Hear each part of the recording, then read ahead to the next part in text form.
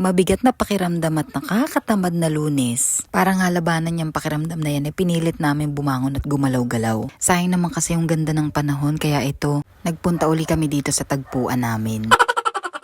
Favorite talaga namin dito sa tagpuan namin na to dahil habang naglalakad ang dami namin napapag-usapan at ang ganda ng paligid as in nakaka-good vibes talaga at nakakawala ng bigat ng pakiramdam. Kapag nandito ka, ang sarap nga i-goal na talagang makaakyat ka hanggang tuktok. Kaya sabi ko, bilisan na namin at dahil tinatamad nga siya, sabi ko habulin na lang niya ako at siya ang taya. Habulin mo ko, bilis! Iwa Epek, ayaw pa rin niya. Konting yaya pa nga na-convince ko na rin siya. Ayan, mga nakasampung hakbang din siya sa jogging. Overall, mas marami pa yung pahinga. Pero okay lang, sabihin ko na lang next time may basketball court sa taas para ganahan naman siya.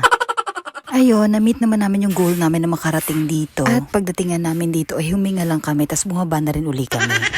Pagbaba nga namin bumili na rin kami ng fresh na gulay. 50 pesos lang to, o diba? Bali 5 tali na nga lahat yan. Kaya ano pang hinihintay nyo, imahin nyo na.